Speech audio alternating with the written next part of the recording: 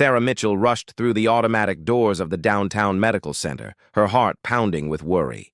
The phone call from her daughter's school had come at the worst possible time. Emma had fallen during recess and needed to be picked up immediately. The school nurse said it wasn't serious, but Emma was crying and asking for her mom. The rain was coming down hard, turning the parking lot into a maze of puddles and shadows. Sarah clutched her purse tighter and looked around desperately for her rideshare. The app on her phone showed the car should be right here, but with the storm and poor lighting, every dark sedan looked the same. She spotted a black Honda Accord with the license plate that looked close to what she remembered. Without thinking twice, she yanked open the back door and slid inside, immediately pulling out her phone to text the school. "Please hurry," she said without looking up. "My daughter is waiting for me at Lincoln Elementary. She had an accident, and I need to get there as fast as possible." The driver turned around slowly, and Sarah finally looked up from her phone. The man behind the wheel was not her ride-share driver. He was a tall black man in his 40s, wearing a hospital uniform with a name tag that read Marcus Johnson, pediatric nurse. His kind eyes showed concern and confusion. "Ma'am, I think you might have the wrong car," Marcus said gently. "But did you say your daughter is hurt?"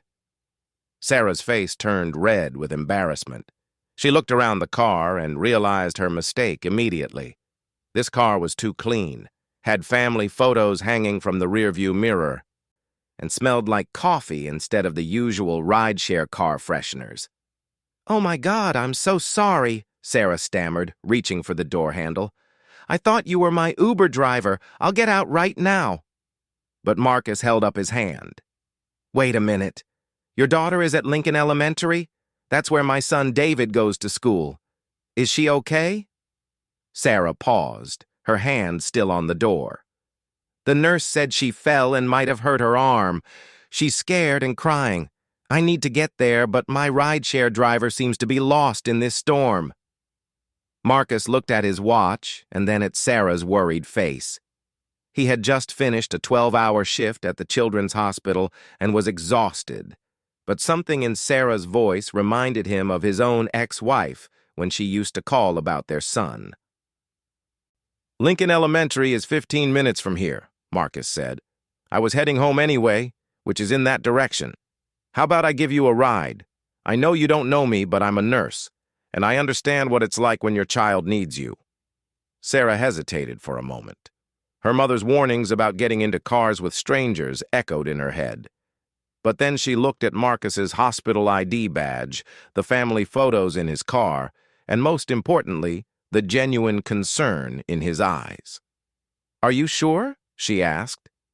"I don't want to impose, and I know this is really weird." Marcus smiled and turned back toward the front. "My name is Marcus Johnson. I've been a pediatric nurse for 15 years, and I have a son at the same school your daughter attends. Sometimes life puts people in the right place at the right time." As Marcus pulled out of the parking lot, Sarah noticed how carefully he drove, despite the urgency of the situation. He kept his hands at 10 and 2 on the steering wheel and maintained a safe speed even though she had expressed how worried she was. "Tell me about your daughter," Marcus said as they waited at a red light. "How old is she?" "Emma is 7, Sarah replied, relaxing slightly. "She's in 2nd grade. She's usually very careful, but the playground equipment can be slippery when it's wet like this." "David is 8 and in 3rd grade, Marcus said. "He's had his share of playground accidents too. Kids that age think they're invincible. Last month, David tried to swing from the monkey bars in the rain and ended up with a scraped knee and a bruised ego." Sarah found herself smiling despite her worry. "Emma loves the monkey bars too. She's been practicing all summer to make it across without falling." The conversation helped calm Sarah's nerves, but she couldn't help noticing the small details in Marcus's car that told a story. There was a small cross hanging from the rearview mirror next to the family photos. A coffee cup from a local diner sat in the cup holder with "World's Best Dad" written on it. The back seat had a booster seat that was clearly well used but well maintained. "Do you mind me asking what you were doing at the medical center?" Marcus asked as they turned onto the street leading to the school. "I was visiting my mother," Sarah explained. "She's recovering from surgery. I try to see her every few days, but today's visit ran longer than expected because she was having a hard day."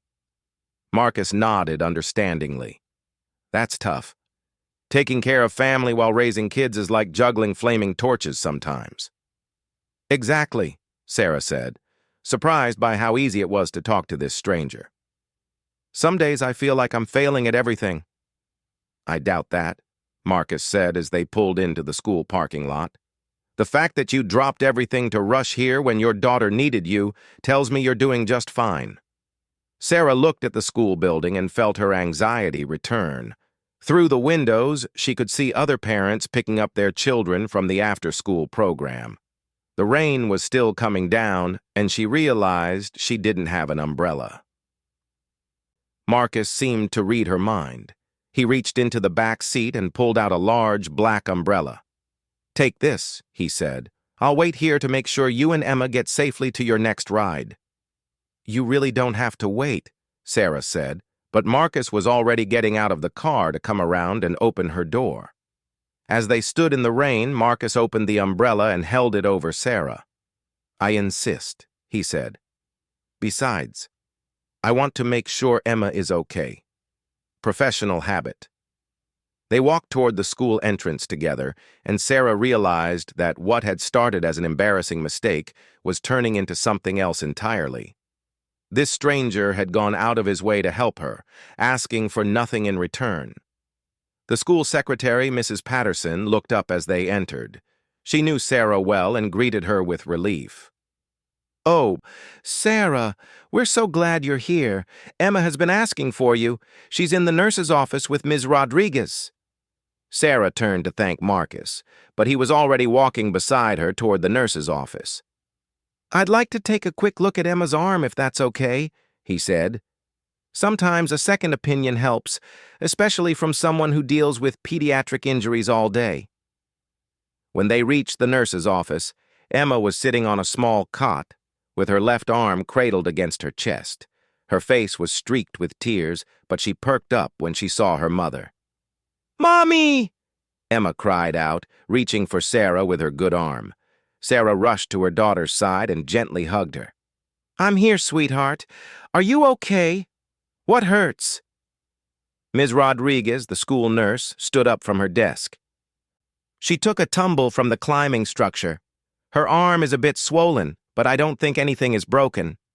I was going to suggest you take her to urgent care just to be safe." Marcus stepped forward and introduced himself to Ms. Rodriguez, showing his hospital ID. "I'm a pediatric nurse at Children's Medical Center.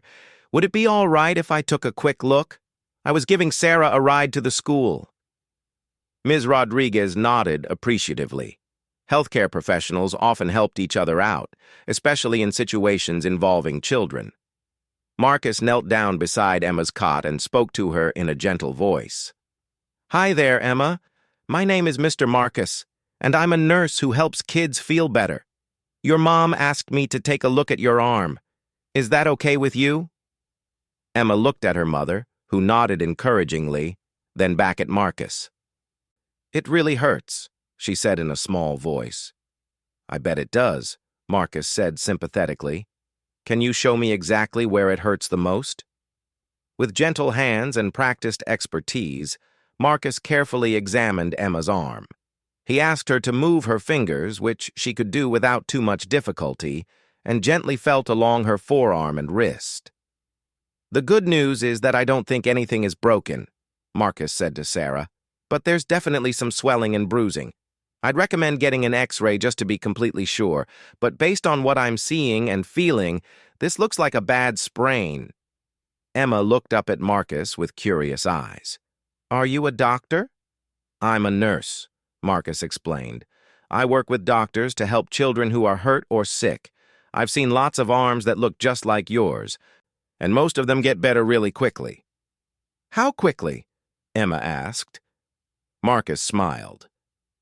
Well, if you follow the doctor's instructions and rest your arm properly, you'll probably be back to swinging on those monkey bars in a few weeks. Sarah felt an enormous weight lift off her shoulders. While she still planned to take Emma for an X-ray, having a medical professional's initial assessment helped calm her fears that something was seriously wrong. "Thank you so much," Sarah said to Marcus. "I can't believe how kind you've been to complete strangers." Ms. Rodriguez prepared a sling for Emma's arm and gathered the incident report for Sarah to take with her. As they prepared to leave, Marcus walked with them back toward the main entrance. "Where are you planning to take her for the X-ray?" Marcus asked. "I was thinking the urgent care center on 5th Street, Sarah replied. Marcus shook his head. "That place usually has a long wait, especially on days like this when the weather is bad. If you don't mind a suggestion, Children's Medical Center has a much shorter wait time for pediatric injuries, and they're specifically equipped for kids Emma's age." Sarah considered this. Children's Medical Center was where Marcus worked, and it made sense that he would know their current wait times. "That sounds like a good idea," she said. "But how will we get there? I still need to figure out transportation." Marcus checked his watch again. His shift had ended hours ago, and he had planned to go home to a quiet evening and dinner with his son. But looking at Emma's pale face and Sarah's worried expression, he made a decision that would change all of their lives. "I'll take you there," he said simply. "I know the staff in the emergency pediatric unit. I can make sure you get seen quickly and by the best people." Sarah started to protest. "Marcus, you've already done so much. I can't ask you to spend your entire evening helping us." "You didn't ask," Marcus pointed out. "I'm offering. Besides, David is at his grandmother's house tonight, so I don't have anywhere urgent to be." As they walked back to Marcus's car, Emma between them, Sarah realized that something remarkable was happening. A simple mistake had led to an encounter with someone who was going far beyond what any reasonable person would do to help strangers. The rain was starting to lighten up as Marcus helped Emma into the back seat and adjusted the booster seat to fit her smaller frame. He showed her how to buckle her seatbelt with one good arm and made sure she was comfortable. "Are we going to the same hospital where you work?" Emma asked as Marcus started the car. "Yes, we are," Marcus replied, "and I'm going to make sure the doctors there take really good care of you." As they drove through the city toward Children's Medical Center, Sarah found herself studying Marcus in the rearview mirror. He occasionally glanced back to check on Emma, asking if she was comfortable or if her arm was hurting more. He pointed out interesting buildings and told Emma funny stories about his son David to keep her distracted from the pain. "Mr. Marcus," Emma said during a lull in conversation, "why are you being so nice to us?"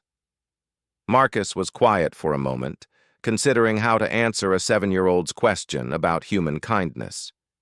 "Well, Emma," he finally said, "sometimes when people need help, other people are supposed to help them. That's how the world is supposed to work. Your mom needed help getting to you, and you need help feeling better. So I'm helping." "But you don't even know us," Emma pointed out with the logical clarity that children often possess. "That's true," Marcus agreed. "But that doesn't mean I can't help. Some of the best things that happen to us come from people we haven't met yet." Sarah felt tears prick her eyes at the simple wisdom in Marcus's words. She thought about all the times she had walked past people who might have needed help, all the opportunities she had missed to make a difference in someone else's day. They were almost at the hospital when Emma spoke up again. "Mr. Marcus, do you think my arm will be okay?" "I think your arm is going to be just fine," Marcus said confidently. "And you know what? I bet you're going to be even more careful on the playground from now on." Emma giggled. "My mom always tells me to be careful, but sometimes I forget." "All kids forget sometimes," Marcus said. "That's part of being a kid. The important thing is learning from our mistakes." As they pulled into the hospital parking lot, Sarah realized that her embarrassing mistake might have been the best thing that happened to her in a very long time. Marcus parked his car in the staff section of the hospital parking garage and turned off the engine. The rain had finally stopped, but the air still felt heavy with moisture. Sarah helped Emma out of the back seat, being careful not to bump her injured arm. "This place looks really big," Emma said, staring up at the tall hospital building with wide eyes. "It is big," Marcus agreed, "but don't worry. I know exactly where we need to go, and there are lots of nice people here who help kids feel better." As they walked through the main entrance, Sarah noticed how different the atmosphere became around Marcus. The security guard at the front desk waved and called out, "Hey, Marcus! Working late again?" "Not working tonight, Joe," Marcus called back. "Just helping some friends." The word friends struck Sarah as interesting. They had known each other for less than 2 hours, but somehow it felt natural when Marcus said it. They took the elevator to the 3rd floor, where the pediatric emergency department was located. The walls were painted in bright, cheerful colors with cartoon animals and rainbow designs that were clearly meant to make children feel more comfortable. "Mr. Marcus," Emma said as they walked down the hallway, "do you know all the doctors here?" "I know most of them," Marcus replied. "I've worked here for a long time, and we all work together to help kids like you." When they reached the reception desk, Marcus spoke with the woman behind the counter. "Hi, Janet. This is Emma Mitchell and her mother, Sarah. Emma has a possible sprain that needs an X-ray." Janet looked up from her computer and smiled warmly at Emma. "Well, hello there, sweetie. That's a pretty sling you have there. Let's get you checked in so we can take a look at that arm." Sarah was amazed at how quickly the check-in process went. Usually, emergency room visits involved long waits and complicated paperwork, but having Marcus there seemed to smooth everything out. "Dr. Chen is working tonight," Janet told Marcus quietly. "She's excellent with kids Emma's age." "Perfect," Marcus said. "Sarah, Dr. Chen is one of our best pediatric emergency physicians. Emma will be in great hands." They were called back to an examination room within 10 minutes, which Sarah knew was practically unheard of in most emergency departments. The room was decorated with colorful murals of underwater scenes, complete with friendly fish and dolphins. "I like the fishies," Emma said, momentarily distracted from her arm pain. Dr. Chen knocked on the door and entered with a bright smile. She was a petite woman with kind eyes who immediately knelt down to Emma's eye level. "Hello, Emma. I'm Dr. Chen. Marcus told me you had an adventure on the playground today." Emma nodded seriously. "I fell off the climbing thing and hurt my arm. Mr. Marcus says it's probably not broken, but we need to take pictures to be sure." "Mr. Marcus is a very smart nurse," Dr. Chen said. "He's helped me take care of lots of children with hurt arms. Should we see what those pictures show us?" While Dr. Chen examined Emma's arm, Marcus stepped out into the hallway with Sarah to give them some privacy. They stood near a large window that overlooked the city, now twinkling with evening lights. "I can't thank you enough for everything you've done," Sarah said. "This whole day could have been so much worse if you hadn't helped us." Marcus shrugged modestly. "I'm just glad I was in the right place at the right time.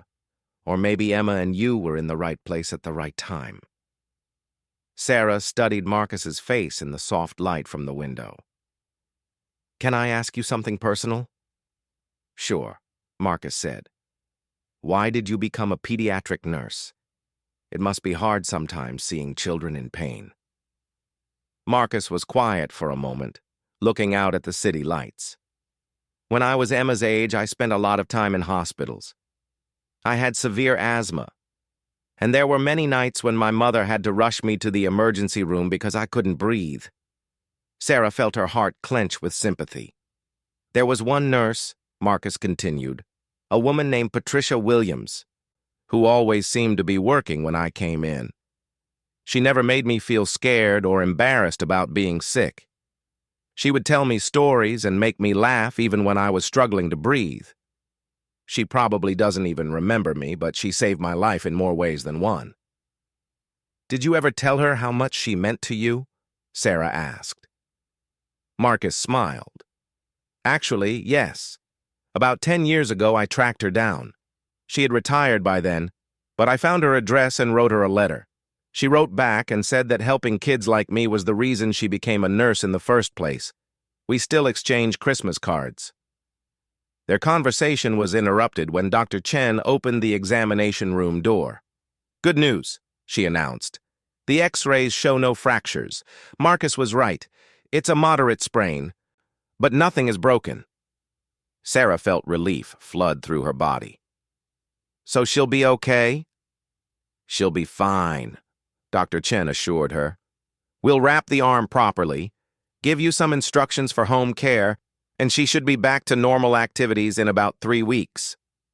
Emma appeared in the doorway, looking much more cheerful.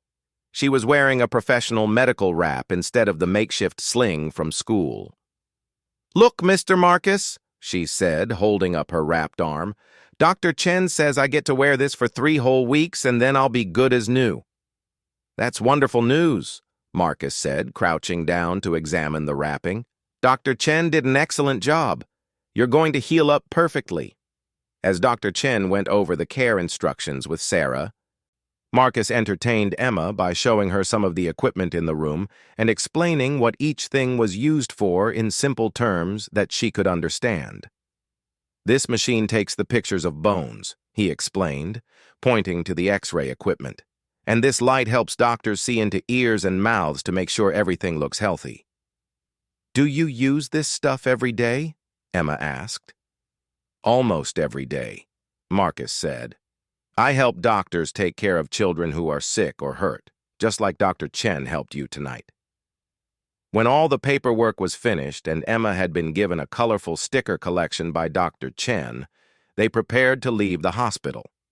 Sarah realized she still had the problem of getting home, since her original rideshare driver had probably given up on finding her hours ago. I can call another rideshare, she told Marcus as they walked back toward the elevator. Marcus checked his watch. It was almost 8 o'clock in the evening. It's pretty late, and with this weather, you'll probably wait a long time for a car. Why don't I drive you home? I promise I won't make you feel guilty about it this time.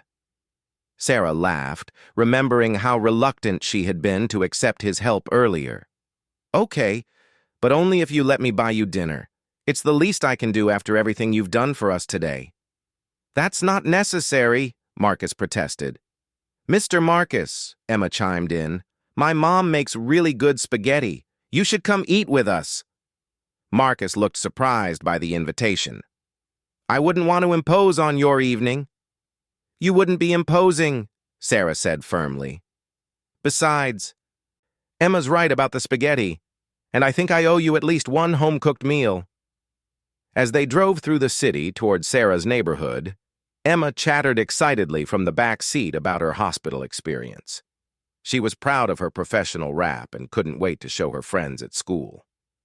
Mr. Marcus, do you have kids?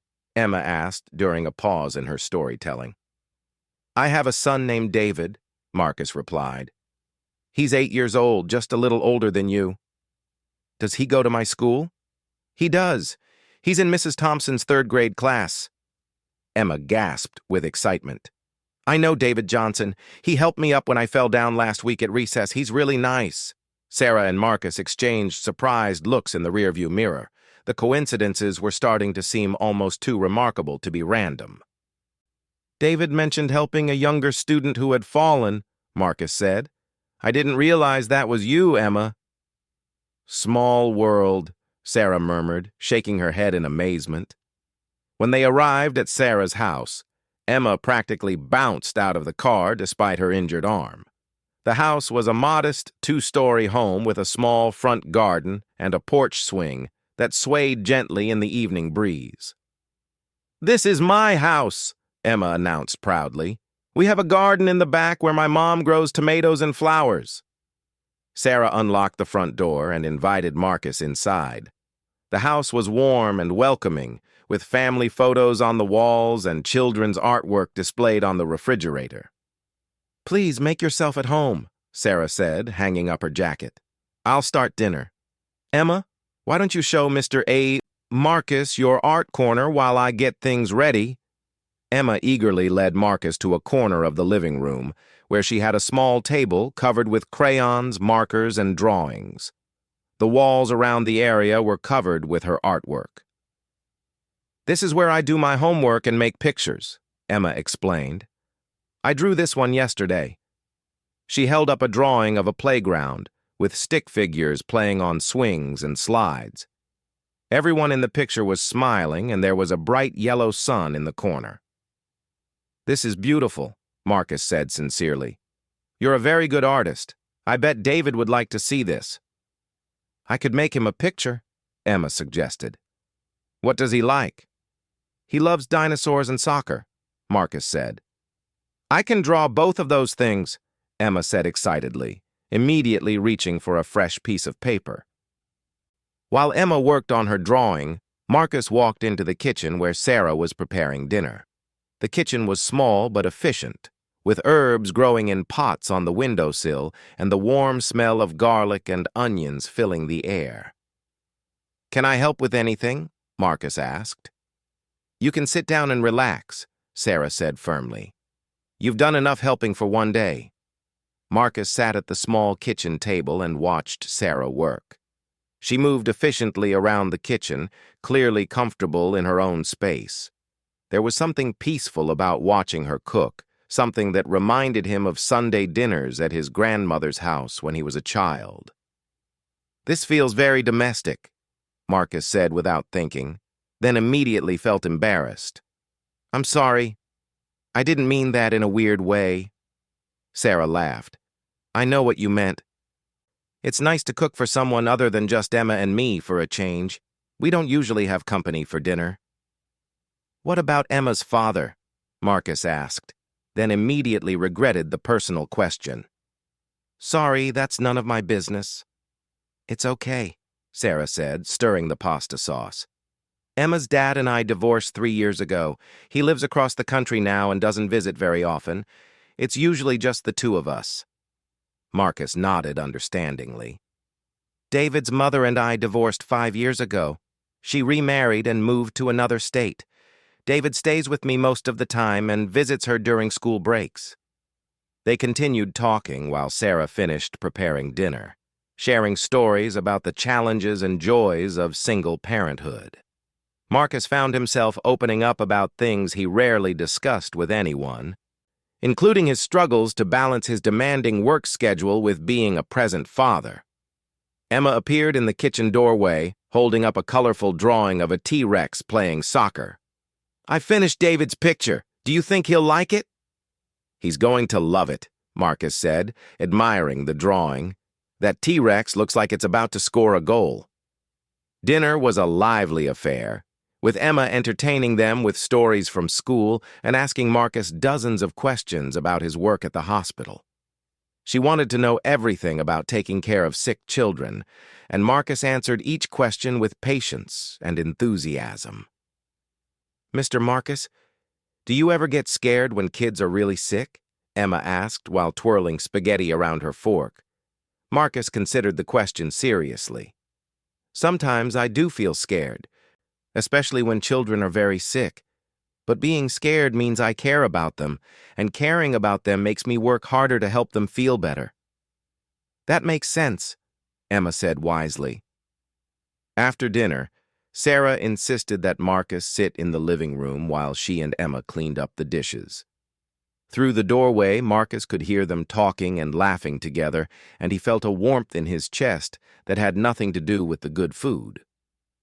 When they finished cleaning up, Emma brought out a board game and convinced Marcus to play with them. They spent the next hour playing and talking, and Marcus couldn't remember the last time he had felt so relaxed and content. It was getting late when Marcus finally said he should head home. Emma had been trying to hide her yawns, but it was clearly past her bedtime. "Thank you for dinner," Marcus said as Sarah walked him to the door. "And thank you for welcoming a complete stranger into your home." Thank you for being the kind of person worth welcoming, Sarah replied. As Marcus drove home through the quiet streets, he reflected on the strange turn his day had taken. He had started the morning thinking about nothing more than getting through another shift at the hospital and going home to a quiet evening alone. Instead, he had spent the day helping a woman and her daughter who had literally fallen into his life by mistake. But was it really a mistake? The more he thought about it, the more Marcus wondered if maybe, just maybe, some things were meant to happen exactly the way they did. 3 weeks later, Marcus was finishing his morning rounds at the hospital when his phone buzzed with a text message. He smiled when he saw it was from Sarah, something that had become a regular part of his day since their first meeting. Emma's arm is completely healed. The doctor cleared her for all activities. She wanted to celebrate by going to the playground after school to show everyone her brave scar from her adventure. Marcus quickly typed back, "That's wonderful news. Tell Emma that Mr. Marcus is very proud of how well she took care of her arm. David will be excited to hear she can play on the monkey bars again." The friendship that had begun with Sarah's mistaken car ride had grown into something neither of them had expected. What started as a simple act of kindness had blossomed into regular text messages, family dinners, and playdates between Emma and David. Marcus had been surprised by how easily David and Emma had bonded when they finally met properly. Despite the 1-year age difference, they had become fast friends, often playing together at the playground after school, while Sarah and Marcus sat on a nearby bench, talking about their days. That afternoon, Marcus picked up David from his after-school program and headed to Lincoln Elementary to meet Sarah and Emma. It had become their weekly tradition, Friday afternoons at the playground, followed by dinner at either Sarah's house or Marcus's apartment. When they arrived at the school, Emma was already waiting by the playground entrance with Sarah, practically vibrating with excitement. Her arm was completely back to normal, with only a small faded bruise as evidence of her accident. "Mr. Marcus!" "David!" Emma called out, running over to them.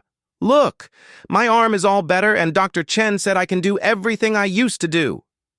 David grinned at his friend. "That's awesome. Want to see who can make it across the monkey bars first?" "You're on," Emma replied, and the two children raced toward the playground equipment.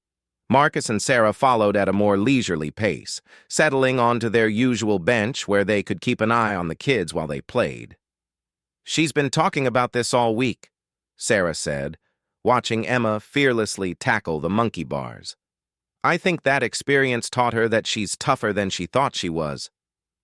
"Kids are incredibly resilient," Marcus agreed. "I see it at work all the time. They bounce back from things that would keep adults down for weeks." As they watched the children play, Sarah reflected on how much her life had changed in the past 3 weeks. The single-parent routine that had once felt overwhelming now seemed manageable, partly because she had someone to share the daily challenges and victories with. "Marcus," she said, turning to face him on the bench, "I need to tell you something." Marcus looked concerned. "What's wrong?" "Nothing's wrong," Sarah said quickly. "It's just, I've been thinking about that day when I got into your car by mistake. I was so embarrassed and worried about Emma that I didn't really process what was happening at the time." "What do you mean?" Sarah took a deep breath. "I realized that you had every right to be upset or scared when a strange woman jumped into your car and started giving you directions.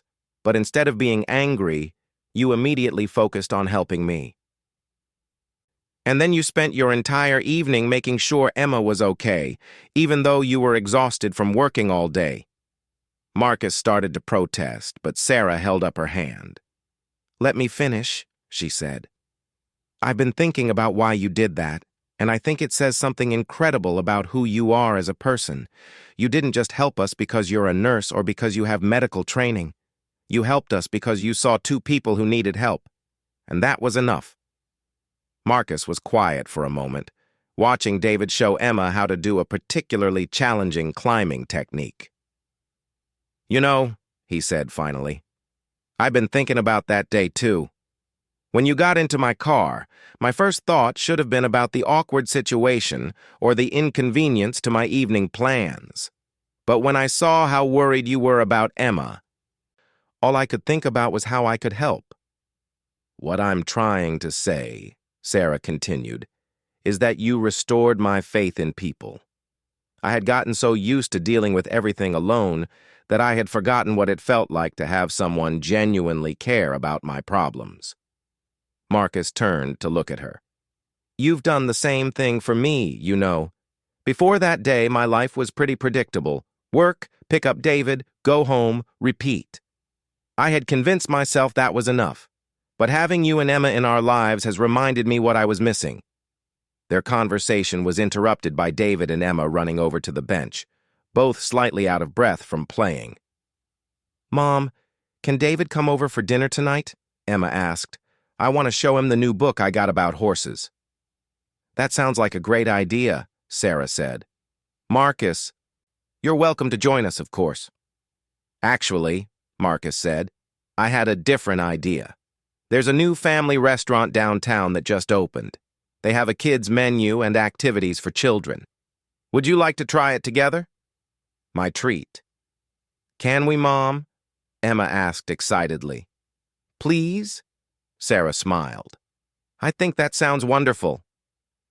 An hour later, they were seated in a cozy booth at the restaurant, with Emma and David coloring on the paper tablecloths while they waited for their food to arrive. The restaurant had a warm, welcoming atmosphere with soft lighting and friendly staff.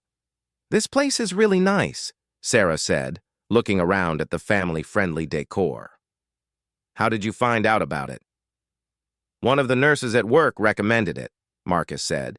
She said it's perfect for families, and she was right.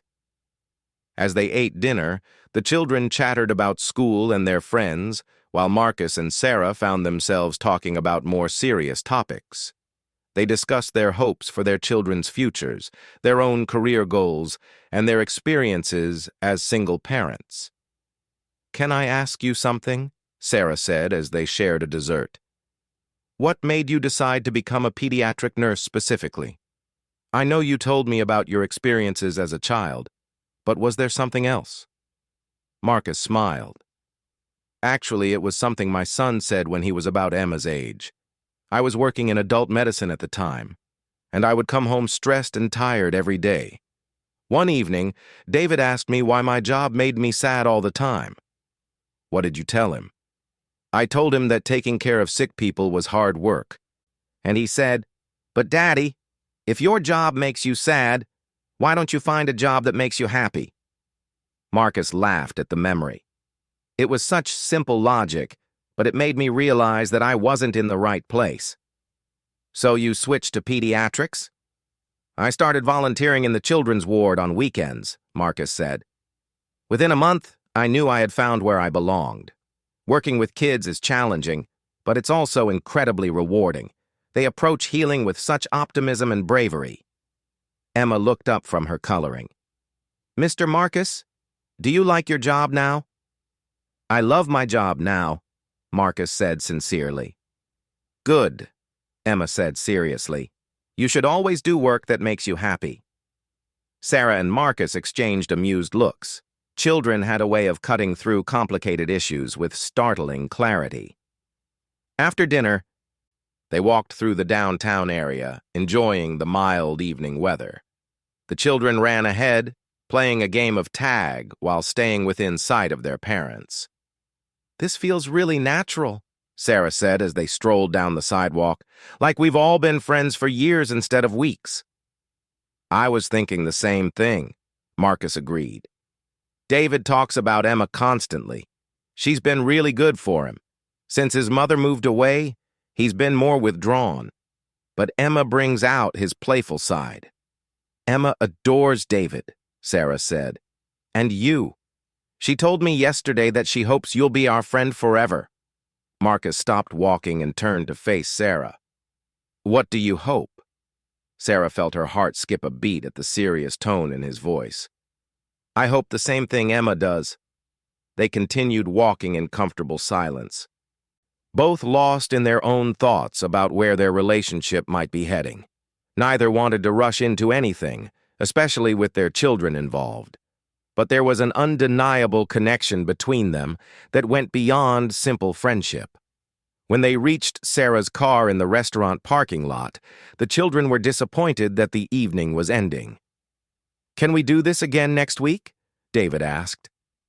"And the week after that?" Emma added hopefully.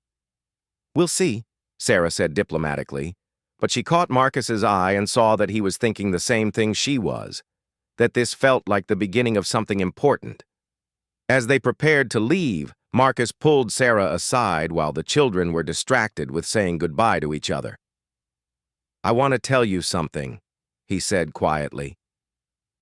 "That day when you got into my car, I almost didn't help you. I was tired and I just wanted to go home. But something made me change my mind, and I'm so grateful it did." "What changed your mind?" Sarah asked. Marcus smiled. "You did. The way you talked about Emma, the obvious love in your voice when you said she was scared and needed you. It reminded me of what really matters in life." "What do you mean?" "Taking care of each other," Marcus said simply. "Being there for people who need us. Making connections that matter. I had lost sight of that, but meeting you and Emma helped me remember." 6 months later, Marcus and Sarah were sitting on the same playground bench where they had spent so many Friday afternoons watching Emma and David play together. But this time, they weren't alone. David's grandmother, Marcus's mother, had joined them, along with Sarah's mother, who had recovered fully from her surgery. "I still can't believe you two met because Sarah got into the wrong car," Marcus's mother said, shaking her head in amazement.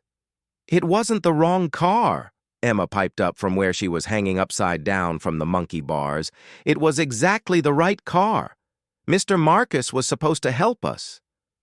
Sarah and Marcus smiled at each other. Emma had declared from the beginning that their meeting wasn't an accident, but destiny. And over the months, they had started to believe she might be right.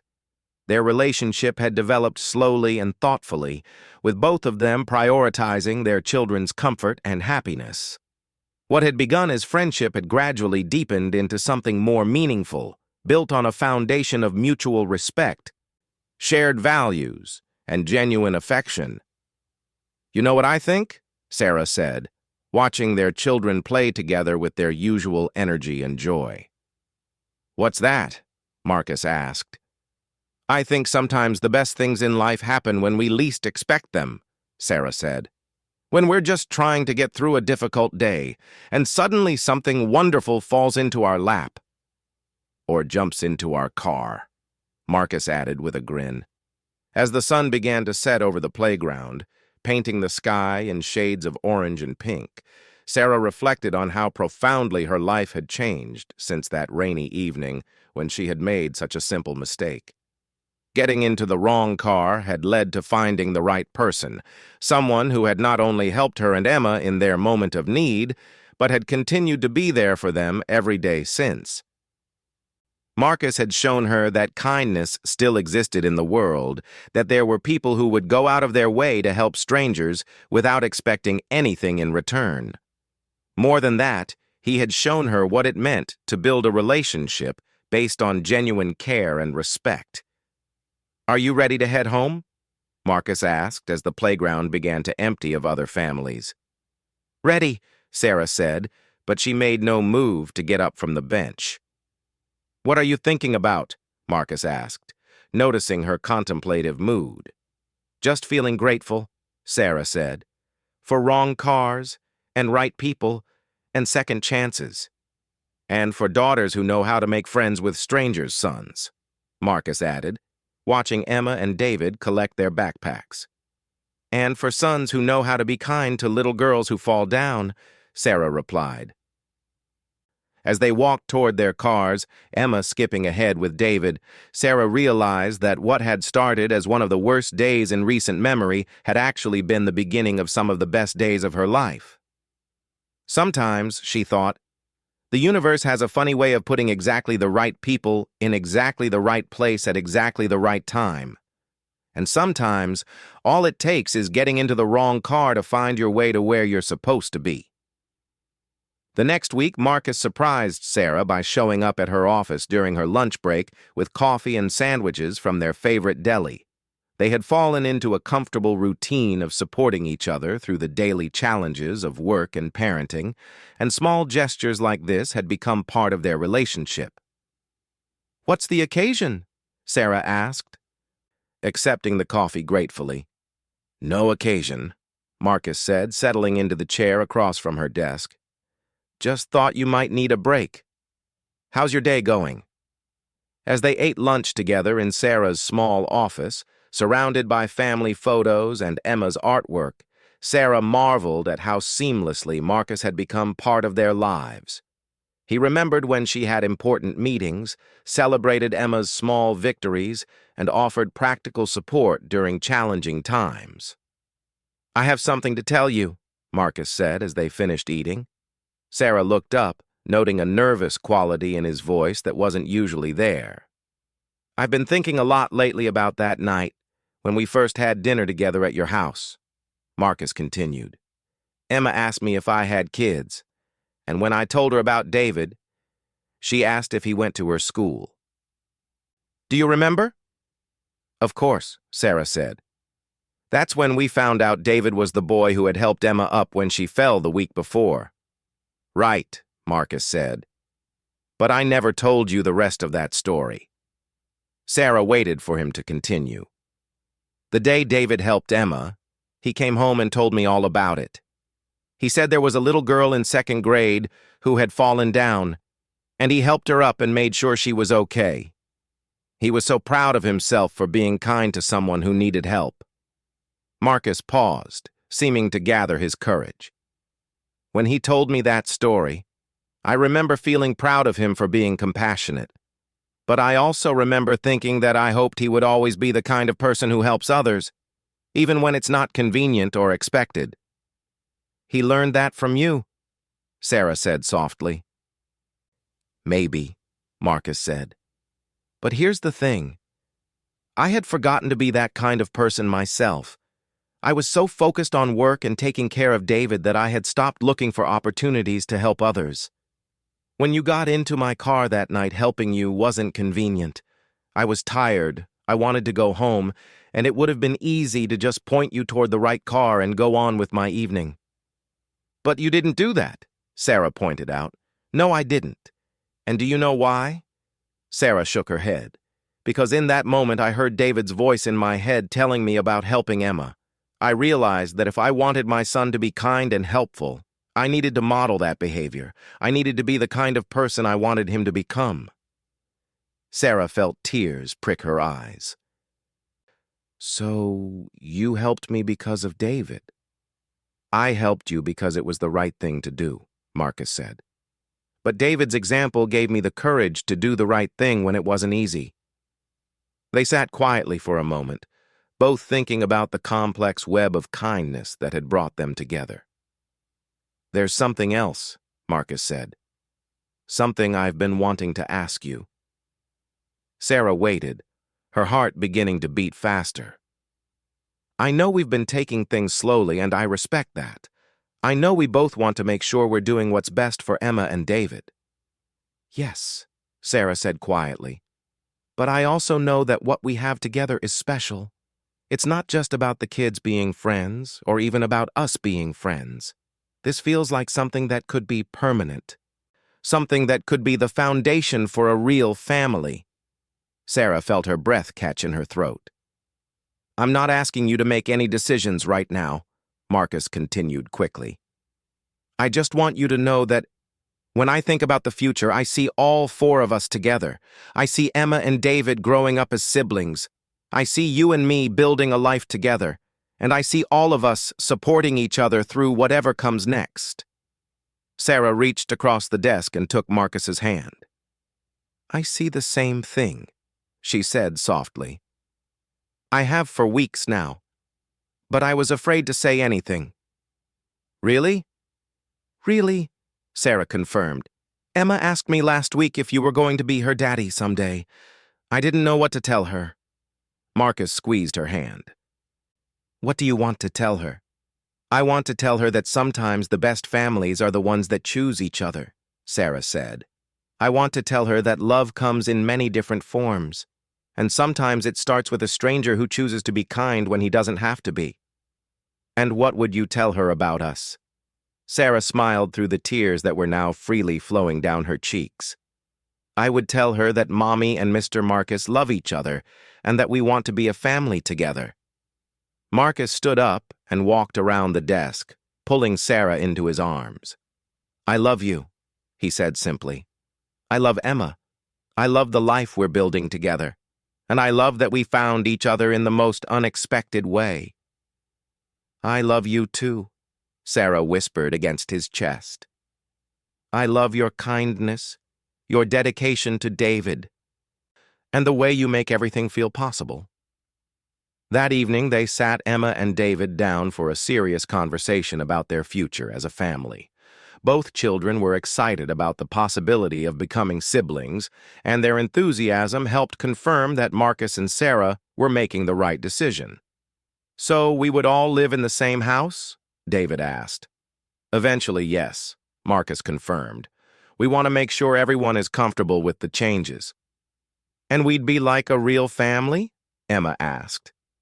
We already are a real family, Sarah said. We love each other, we take care of each other, and we want to be together. That's what makes a family real. 1 year later, Marcus and Sarah stood at the altar of a small church, surrounded by family and friends who had watched their unlikely love story unfold. Emma stood beside Sarah as her maid of honor, while David served as Marcus's best man. The ceremony was simple and heartfelt, focused on the commitment they were making not just to each other, but to building a family based on love, respect, and the kind of everyday kindness that had brought them together. When the minister asked if anyone objected to the union, Emma piped up in a clear voice, I object to waiting any longer. Can they kiss now so we can have cake? The church erupted in laughter, and even the minister had to pause to compose himself before continuing with the ceremony. After they exchanged vows and rings, Marcus and Sarah each made a special promise to their soon-to-be stepchildren. Marcus promised to love and protect Emma as if she were his own daughter, while Sarah promised to support and encourage David as he grew into the remarkable man she knew he would become. But the most memorable moment came when Emma and David surprised everyone by standing up and reciting vows they had written for each other. I promise to share my toys and my mom with you, Emma said solemnly to David. I promise to share my dad and teach you how to play soccer, David replied, just as seriously. As the newly formed family walked down the aisle together after the ceremony, Sarah reflected on the journey that had brought them to this moment. It had all started with a simple mistake, getting into the wrong car on a rainy evening when she was worried about her daughter. But as Emma had insisted from the very beginning, it hadn't been the wrong car at all. It had been exactly the right car, at exactly the right time, with exactly the right person behind the wheel.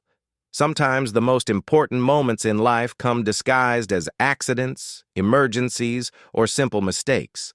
Sometimes the person you're meant to spend your life with is someone you meet in the most ordinary circumstances when you're not looking for love, but simply trying to get through a difficult day. And sometimes the family you're meant to have is the one that forms around a shared commitment to kindness, understanding, and being there for each other when it matters most. As they drove away from the church toward their new life together, Marcus reached over and took Sarah's hand. In the back seat, Emma and David were already planning their first official adventure as siblings. Any regrets about getting into the wrong car that night? Marcus asked with a smile. Sarah looked back at their children, then at her new husband, and felt her heart overflow with gratitude for the simple mistake that had changed everything. Not a single one, she said. Best wrong turn I ever made.